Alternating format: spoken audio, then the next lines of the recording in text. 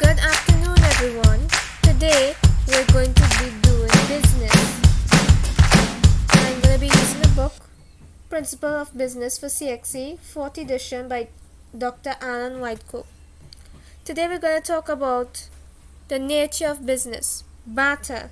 Now, barter would be defined as the exchange of goods for goods without the use of money. Now, barter goes way back in time when money was not there, when there was no strategy you having to do with money or any currency. And these early people will have to use this strategy to live, because all people have three basic needs: food, clothing, and shelter. And many of these activities we engage in are aimed at satisfying those needs. Activity that results in the satisfaction of our needs is often referred to as economic activity. Early people had a simple way of life. They would meet all of their needs themselves without the aid of others and without the facility of money. This is called direct production. Now, direct production, and there's indirect production. Direct production is when they meet all their needs themselves without the aid of others, and indirect production would be that they need to depend on someone. So these early people, they will hunt animals and gather plants and berries. They will live in a subsistence economy, providing just enough to survive. So when you hear the word and the term subsistence economy, it means to provide enough just to survive, but not to improve in their way of life. Now, in those days, people learned to plant seeds to grow what they wanted, what they needed to sustain their lives and their animals. They keep animals, they rear animals. This resulted in less time having to be spent searching for food and hunting for food. These early people were now able to improve their way of life by building permanent homes and developing their communities. They also began to produce tools that further improve ways of satisfying their needs. So when they garden, they come up with tools for the garden to make it easier. All these things happen. And one of the results of these improvements was that they found they were producing more goods than they needed. They were producing a surplus. When you hear the term surplus, it means goods. Always remember, surplus is goods. It is excess goods. Now, when they began to trade, exchanging their surplus goods for the surplus of others, this meant that they now had access to a wider range of goods. So, if a farmer is planting corn, and there's another farmer who is planting tomatoes, and this farmer who's planting corn would trade with the farmer who's planting tomatoes, he would be exposed to a wider range of goods. He would now be able to trade to get tomatoes so that he can start planting tomatoes now. And the same way, the farmer who traded for the corn can now start planting corn instead of only tomatoes. So they get more access to different goods. They don't need to be planting or doing the same thing for a long period of time. They could interchange. Now I'm going to talk about the important advantages of barter, the barter system as it is called. Now, some of the advantages of barter would be that barter made it possible for people to dispose of surplus. When I say dispose of, if someone, now in those early days, they didn't have storage to keep things from spoiling. So if this farmer have, let's say he reared tilapia, and he doesn't have it living in a pond, he already has it dead, and he is ready to sell it, he cannot keep it without a storeroom. It will spoil, right? He needs to get rid of it. He needs to dispose of it. So barter made it possible for people to dispose of their excess surplus, of the goods that they don't need because it is too much. And another advantage would be a wider variety of products. For example, the first example, the farmer of corn, the farmer of tomatoes, they exchange goods wider variety of products. And another advantage would be increased productivity and better way of life. It increased their productivity. Instead of they hunt, they figure out how to grow their own food, and they have a better way of life. They have plenty, they have more than enough, they even have excess surplus, right? So the last advantage would be specialize in producing things they could do best. So if a farmer is good at planting and he specializes in that area, he will be doing that to his best ability. If someone is rearing animals, they will be doing what they are specialized in that category. For instance, if you do not like doing something, or you don't have a passion to do something, it will be a lot harder than if you had the passion to do it. So if this farmer loves animals and he's rearing animals for a living and he has a passion to do so, he will be specialized in that area. It wouldn't be a problem for him because he is specialized in doing so. Now we're going to look at the disadvantages of barter. Now, if you had a book, you could follow along. The disadvantages of barter, the barter system, would be a double coincidence of ones. Now, when you hear the term a double coincidence of ones, it would mean it would be hard to find someone who wants what you trade and has what you want in exchange. Okay? So, again with a farmer, if the one farmer has corn, he wants peas, and then another farmer wants his corn but does not have the peas to trade with him, they would not be able to do the trade because one farmer wants peas in exchange of his corn and the other farmer does not have peas. Let's say he have plantain, but yet he wants the corn. They will not be able to make that trade because they need to exchange the exact goods that the other person need in correspondence to each other.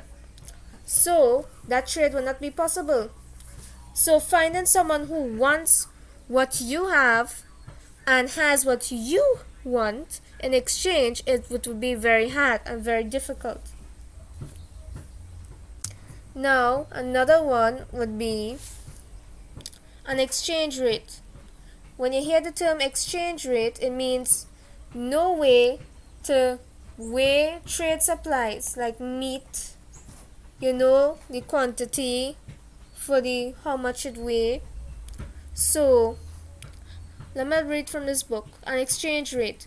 Having found others who wanted what they had to offer, early traders still had to agree on the quantities of each other's goods that were to be exchanged.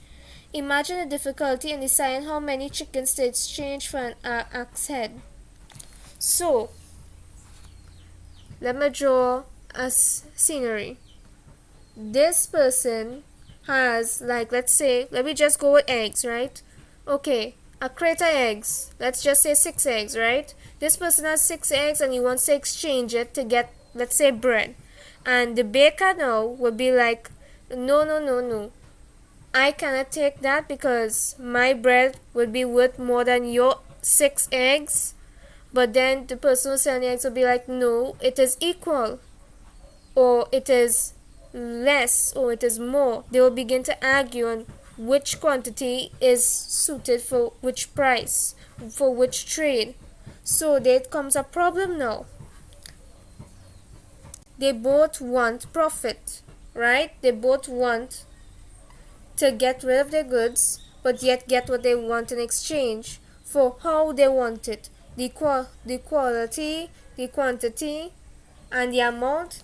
Each person would be bargaining and saying, I want this so much for this so much, and then the other person would disagree and they will have argument. So that was a big problem because in those days it didn't have scale, it didn't have the scale to weigh pumpkin or to weigh an animal to say, okay, this is equal, this portion of chicken is equal to that portion of, let's say, red beans. They didn't have those technology and knowledge, so therefore they will have fallouts. Another disadvantage would be the disability of goods. Now the divisibility of goods, think about the word divisibility. That means to divide. When you hear that word, is to divide. So the problem with divisibility of goods is that you can't cut a portion into smaller parts to sell. So let's say someone is selling a goat. He kills the goat, is a whole goat. He cannot cut it into small parts to sell because some traders will only want to trade for a part of the animal rather than the whole animal body. So if you want goat meat and this person say I trade the whole goat, because them cannot cut it up in small pieces to say, okay, you take a meat of the goat and I go keep the rest. So it had nothing to do like that at that time.